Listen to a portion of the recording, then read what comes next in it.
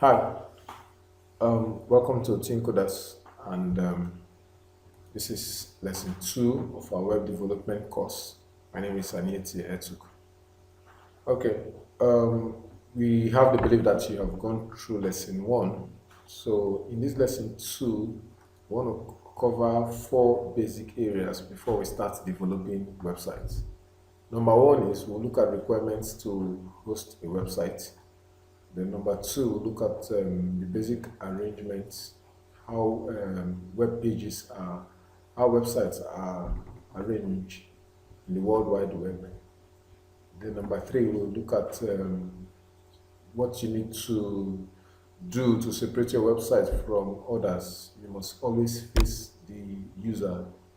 Design your website with what experiences you want the user to have. Then number 4, we'll look at the templates we're using, the content management system, sorry, that we're using, which is WordPress. So let's start with the first one. We'll look at requirements to host a website.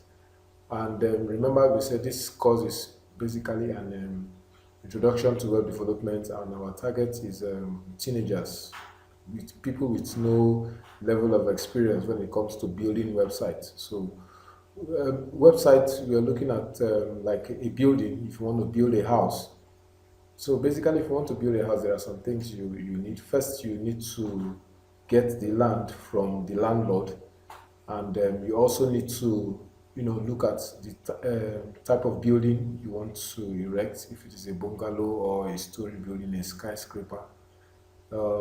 You also look at the address. You go to the government and they'll say, okay, this is number 55 Obasanjo Road, or this is number 2 Lagoon Street. So having this in mind, in building websites, we also look at some basic understanding. Now, when we talk about the landowner, the place where we want to actually build our house, in the world of website development, it is called hosting. So, in this particular hosting, we actually, all the files, everything that we want to work on when it comes to our website, where do we want to keep it? So for websites, in cases of websites, we have hosting companies, both here in Nigeria and outside, where you buy hosting from them. Then when you get your hosting, you also look at your domain name, also called URL. Now for the house, you have a house address, like we said, 55 Oluwabasanjo Road. So that becomes your domain name. You also need a domain name. Then 3 is the type of building. So in our case, we that's what we now call a website, or the theme or the templates that we will use for the website. Then the second thing we'll look at is also web arrangement, and we'll use a book, for example. There are basic things about the book that we can use to relate with websites. We can say the whole book itself is a website, and then the pages of the book is what we call the pages of the website. So just like pages make up a book, web pages make up a website. Then the front page of the book is similar to, so you can relate it to the home page of the website. Then where we have the contents, we now call it the menu. Number 3 thing we'll look at is user friendliness. So one of the key things is when developing a website, you must understand that you're not the one that will use the website specifically. You're developing a website for others to use, so you always have them in mind. Now for our users, we should, number 1, concentrate on to build a user-friendly website. Number 1, you should be clear about what is the purpose of the website. What is the website supposed to do?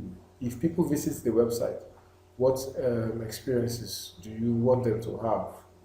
What can they do with the website? For example, if you go to GTB Bank, you can make transfer, you can check your account balance. If you go to JAM website, you can register for JAM, you can check your results, you can print out your results. So these form the purpose of the website. If you go to Facebook website, you can log in, you can check your timeline, you can chat, you can upload pictures. So you must first define what is the purpose, what can people do with the website. Number two thing to create a user-friendly website is to look at your domain name. The secret is the longer your domain name, the the more stressful it will be for users. So make your domain name shorter. It's better. Sometimes use keywords. If you check Google, Yahoo, Facebook, the shorter the better. Then number three is your website should be attractive. There are some templates you use and it's so boring. People will just ignore the website right from the word go. So make it attractive, make it simple, use a lot of colors. Then number four, the lighter the better. Some websites you can load it, you go to it and come back, the thing is still loading. No need to put on heavy videos and heavy pictures. Compress them and use so that your users will not get bored. Okay, number four, why WordPress? Now there are many reasons why we recommend the use of WordPress, but as of 2016, WordPress, when it comes to the global market, has 65% of the market. 25% of the websites in the world are built using WordPress themes, templates, and all that.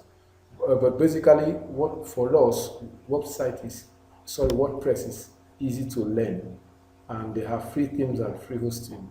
For educational purposes like this, WordPress is really interesting. So with all this together, now we can start building the website. In lesson 3, we'll go straight to setting up our websites, our WordPress templates for website development. Thank you very much.